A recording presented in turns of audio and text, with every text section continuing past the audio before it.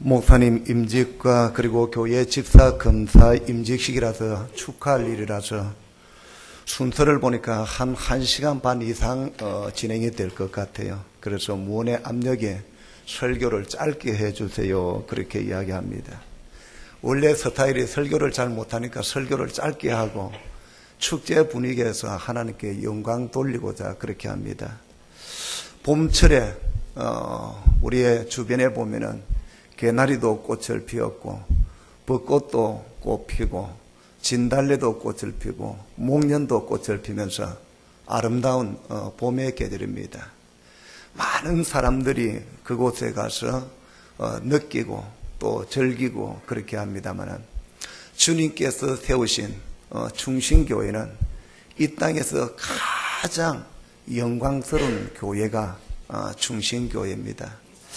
이 교회를 와서 예배를 드리고 또 함께하면서 느끼는 것이 성령의 기름 부으심 속에서 성도들의 그 사모함과 그리고 또 질서 있는 그러면서 하나님을 향하는 그 사랑들을 볼 때에 하나님은 너무너무 기뻐하시고 오늘 또 이 예식을 통하여서 영광을 받으실 줄로 믿습니다.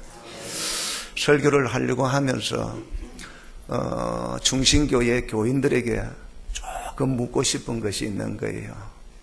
도대체 우리 정병건 목사님을 임식을 하는데 도대체 임식이 어떤 것이고 어떻게 지금 마음 자세를 가지고 있는지 그냥 우리 목사님이나 당에서 임식한다고 하니까 그냥 임식합시다 해서 했는지 그래서 제가 헌법책을 가지고 와서 여기에 보니까 목사의 임식에 있어서 목사라는 명칭들이 아주 많이 나옵니다. 위임 목사가 있고 전임 목사가 있고 부목사, 전도 목사, 기간 목사, 군종 목사, 선교사, 무임 목사, 은퇴 목사, 원로 목사. 그 중에 제일 첫 번째 위임 목사는 조직교회의 청빙을 받고 노예 허락으로 위임받은 담임 목사이다. 그렇게 되어져 있습니다. 그러면서 이 담임 목사가 언제 몇 세까지 이 담임 목사로서 시문을 하는가 하면은 70세까지인 거예요. 그 여러분들이 중신교회에 있는 성도들이 우리 정병건 목사님을 70세까지 목사님으로 모실 자신이 있는가 하는 거예요. 그렇지 않으면 오늘 위임식 하면 안 되고요. 이걸 제일 먼저 이 확인을 장로님들 70세까지 위임 목사님 모실 수 있습니까? 예. 제가 우리 이병삼 목사님도 함께 식사하면서 충신교회는 앞에 목사님이 70세까지 목회를 하시다가 원로로서 또 은퇴로 하셨으니까 그 후임도 역시 70세까지 갈 줄로 믿고 그래서 지금 설교하려고 합니다. 예. 그런데 우리 정병건 목사님과 함께 또 임직을 받는 우리 집사님들, 권사님들도 마찬가지로 종신직으로서 장로와 함께 70세까지 이 교회에서 죽도록 충성 봉사해야 됩니다. 가끔 우리가 보면 교회 행편 따라서 목사님 위임식만 할 때 있거든요. 그런데 우리 정 목사님은 집사님들과 권사님들과 함께 위임식을 하면서 우리는 같은 동력자가 되었다 하는 이 가운데서 볼 때에 정 목사님은 엄청나게 기분 좋을 것 같아요. 엄청나게 행복할 것 같아요.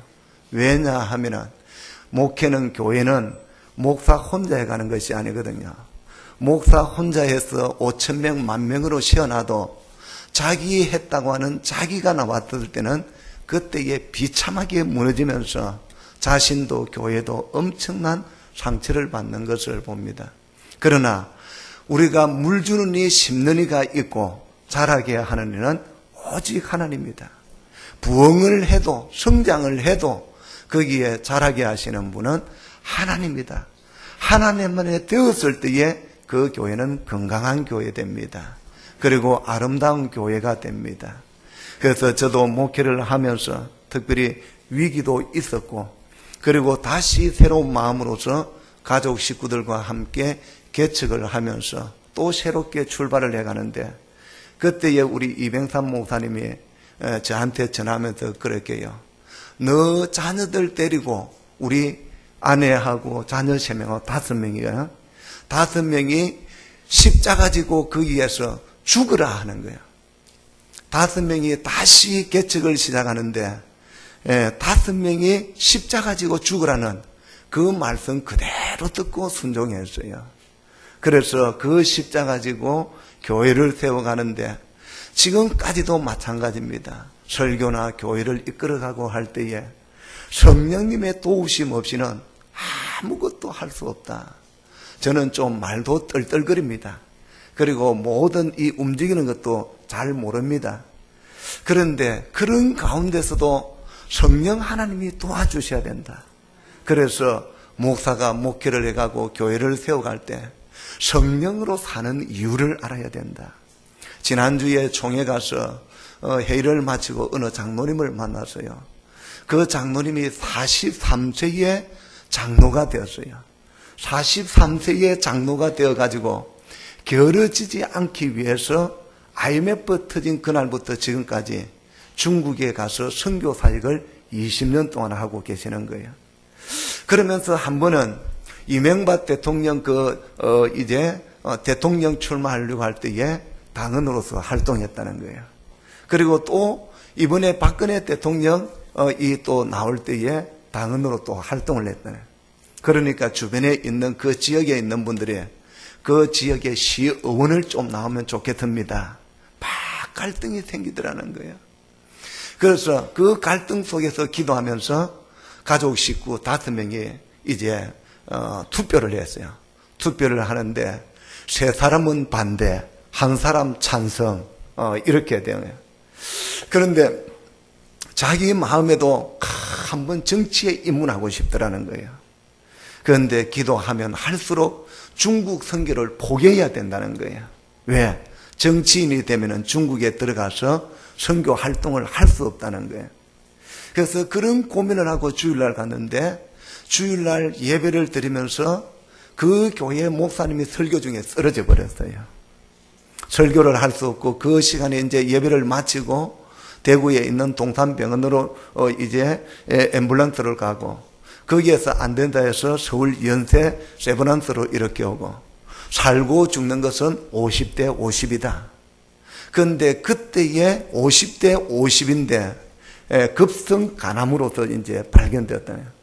그런데 그때에 이 장로님이 깨달은 것이 뭐냐면은 자기가 주의 일에 성령에 이끌리고 성령의 기름 부어 주셔서 장로로 임직받고 평생에 개척을 하고 그 교회에 자기가 섬기는 교회에 목사님을 모시고 평생에 이 교회에서 충성하겠다 했는데 마음이 변질되는 그 순간에 하나님은 주의 종을 쳐셨다.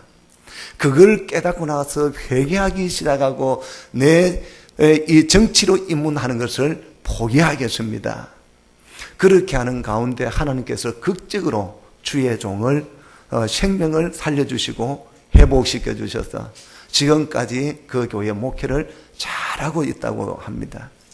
이것을 들으면서 한 사람의 성령을 받고 성령으로 움직이면서 살아가면서 주의 종과 동력하는 이 일이 얼마나 행복할까. 자기도 행복하다고 해요. 그리고 우리 목사님 요즘 너무너무 행복하다고 해요. 오늘 우리 정병건 목사님 임식을 하고 그리고 집사로서 근사로서 임직을 받는 여러분들은 목사님과 함께 하나님의 나라, 교회를 세워가는 귀한 동력자들이 되시기를 바랍니다. 교회를 섬길 때에 10명으로 교회를 섬길 수 있고 100명으로 섬길 수 있고 500명으로 5,000명으로 10,000명으로 섬길 수 있는데 목숨을 걸고 동력하는 한 사람이 없어서 주의 종들이 괴로워합니다. 주의 종들이 목회를 제대로 하지 못하고 많이 방황하기도 합니다.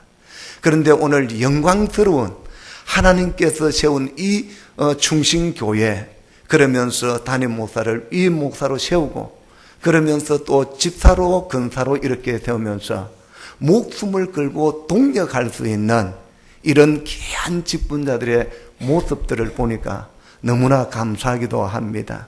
그래서 오늘 우리가 성령을 받고 성령으로 살아야 되는 그 이유 중에 하나는 인생에 열매가 있어야 하기 때문에 성령의 사람은 열매를 맺습니다. 주의 일을 하든지 어떤 일들을 하든지 성령의 사람은 열매를 맺어야 합니다. 주님께서 하늘의 밀알이 되어서 땅에 떨어져 죽지 않으면 그대로 있고 죽으면 많은 열매를 맺는다 했습니다. 많은 열매를 맺기 위해서 주님은 희생의 길을 갔습니다. 고난의 길을 갔습니다. 십자가의 길을 걸어갔습니다. 그 주님께서 죽으심으로 말미암아서 열매가 많이 맺혔습니다. 주님은 한 동네를 지나가다가 무화과 나무를 보면서 잎이 무성한데 거기 열매 없는 것을 보면서 저 무화과 나무가 마른지라 그렇게 했습니다. 다시 말하면 열매가 없게 되면 죽게 될 것이다. 열매가 없게 되면 불태워버리고 던져버릴 것이다 하는 것을 말하고 있습니다. 우리가 오늘 에베소서 6장입니다. 5장입니다만은 갈라디아서 5장에 가서 보게 되면 성령의 열매는 그렇게 말합니다. 성령의 열매를 소개를 하면서 9가지 열매를 소개를 하고 그러면서 성령의 주된 사역은 그리스도인들의 성품이다 그렇게 말합니다. 오늘날에 있어서 지도자의 성품, 그렇지 않으면 교회의 중직자들의 성품으로 인해서 교회가 많은 상처를 받고 성도들이 상처를 받고 있는 것을 보게 됩니다. 이러한 때에 다시 한번 우리는 성령으로 살아야 된다. 그러기 위해서 무엇보다도 성령의 사람 되는데 그 성품은 바로 사랑의 성품이 되어야 됩니다. 화평의 성품이 되어야 합니다. 희락의 성품이 되어야 합니다. 인내의 성품이 되어야 합니다. 자비의 성품이 되어야 합니다. 온유의 성품이 되어야 하고 절제의 성품이 되어야 하는 것을 말해주고 있습니다. 성령의 열매는 그렇게 되죠. 성령을 받고 성령으로 사는 사람에게는 열매가 있어야 된다는 것을 말해주고 있습니다. 성령께서 우리에게 가르쳐 주실 때에 많은 정보들을 알려주라고 가르쳐 준 것이 아니고 열매를 맺되 좋은 성품, 선한 성품, 선한 열매를 맺으라고 그렇게 말합니다. 오늘 특별히 임직을 받는 목사님과 그리고 집사님, 장로님, 또 권사님들은 성령으로서 살아가면서 성령 충만하여서 좋은 열매를 맺혀가는 이러한 귀한 임직자들이 되기를 주님 이름으로 축원합니다. 그러면서 성령으로 살아야 되는 것은 매일 살아가면서 영적 전쟁이 있고 영적 전쟁에서 승리를 해야 되기 때문입니다. 오늘 여기에서 목사의 호칭을 말하면서 그 각 양의 의무를 다음과 같이 소개를 합니다. 목사님이 권사님이나 집사님들을 6개월 동안 이렇게 교육을 하고 또 당회의에 또 문답을 하면서 그렇지 않으면 노예에 가서 교육을 받으면서 오늘 임직할 겁니다. 그러나 목사의 자기 자신에 대해서는 누가 가르쳐 준 사람이 없습니다. 그래서 헌법책에 보니까 오늘 교인들이 잘 알아야 됩니다. 목사를 감독이라고 합니다. 그리고 양무리를 먹이는 목자다 그렇게 말합니다. 또 그리스도의 집과 그 나라를 치료하는 자로 장로라 그렇게 말합니다. 또 그리스도를 위해 봉사함으로 그리스도의 사역자다. 하나님의 보내신 자이므로 교회의 사자다. 또 하나님과 화목하도록 권하는 자이므로 그리스도의 사신이다. 바른 교훈으로 건면하며 거역하는 자를 책망하여 깨닫게 하는 자이므로 목회자다 그렇게 말합니다. 구원의 복된 소식을 전함으로 전도자여 하나님의 비밀을 맡은 청직이다 하면서 목사의 그 각각의 인물을 가리켜서 부르는 그 호칭들이 9가지로 되어져 있습니다. 오늘 특별히 우리 중심교회 성도들은 우리 목사님을 부를 때에 목사님이 이러한 많은 의무를 가지고 있구나. 이걸 하면서 많이 기도해 주시기를 바랍니다. 왜 목사가 성령으로 살아야 되는가 하면은 성령을 받아야 정욕을 이길 수 있고 물욕을 이길 수 있고 욕심을 이길 수 있고 자기 자신을 조절해 갈 수가 있습니다. 성령을 받아야만이 다른 사람의 말에 귀를 기울이고 분별력을 가질 수 있고 자기를 컨트롤해 갈 수가 있고 믿음으로써 긍정적으로서 교회를 세워가되 하나님이 기뻐하시는 뜻대로 세워가는데 영적 전쟁이 많이 일어난다는 거지요. 오늘날 같은 경우에 있어서 가장 목사의 약점을 공격합니다. 그렇지 않으면 목사의 허물을 공격합니다. 또 사모나 그 자녀들을 공격해서 무너뜨리고자 하는 것이 사단의 전략입니다. 이때에 장로님들, 권사님, 집사님들, 교인들은 목사도 한 인간입니다. 목사를 신처럼 슈퍼맨으로 생각하면 안 됩니다. 목사는 오늘 여기에 감독이라 했습니다. 이 질서가 무너진 교회에서 보게 되면 선수가 자기가 교회를 끌어가려고 합니다. 오늘 운동에 나가서 보게 되면 이 축구를 할 때에 선수를 내보내는 사람은 감독이 내보냅니다. 선수가 그냥 감독을 제 맘대로 좌지우지하면서 그 게임을 이끌어가지 않습니다. 오늘 잘못되어져 있는 교회는 목사는 가만히 있게 하고 선수들이 교회를 끌고 가면서 이리저리 어지럽히는 교회가 있습니다. 우리는 분명한 사실은 목사가 감독이다.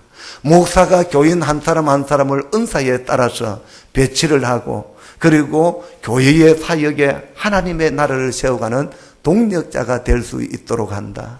그럼으로써 여러분들이 기도할 때에 담임 목사님 위해서 임을 받는 목사님 위해서 우리 목사님 70세까지의 여러분들이 이리저리 하지 말고 오직 한결같이 함께 기도하면서 허물이 보이면은 약점이 보이면은 그것을 보충해 줄 수 있는 이러한 귀한 임직자들이 되고 그리고 교인들이 되기를 바랍니다. 마지막으로 성령을 받아야 될 이유는 하나님께 영광을 돌려야 되기 때문입니다. 우리는 말은 하나님께 영광 돌린다고 하는데 이것이 우리가 만들어지지 않으면 이것이 성령이 역사에서 붙들리지 않고 말씀에 붙들리지 않으면 성령의 사람이 될 수가 없습니다. 하나님의 영광을 가로채고 자기 영광, 자기 월을 드러내기가 쉽습니다. 그래서 우리에게 충격적으로 주는 하나님의 영광의 극적인 장면 한 장면을 성경에서 소개를 합니다. 마가복음 2장에 보면은 가버나움에 주님이 갔을 때에 거기에 많은 사람들이 모여 있습니다. 그런데 중풍병자가 그 주님 앞에 나가고 싶지만은 많은 무리로 인해서 갈 수 없을 때에 거기에 있는 친구들 4명이 중풍병자를 그 이제 상에다가 눕혀놓고 윗지붕에서 달아내린 것을 보게 됩니다. 그러면서 주님께서 이 중풍병자를 보면서 내 죄사함을 받았느니라 일어나 걸어가라 하면서 하나님께 영광을 돌리고 거기에 있는 수많은 사람들이 놀라더라 하는 하나님께 영광 돌리는 충격적인 장면이 거기에 나오고 있습니다. 오늘 특별히 임직을 받는 여러분들은 여러분들의 몸이 아니고 주님의 몸입니다. 주님을 위해서 죽기로 각오해야 됩니다. 주님을 위해서 희생하고 그리고 여러분 임직을 받아서 직분을 받았을 때에 존경받으려고 하지 마세요.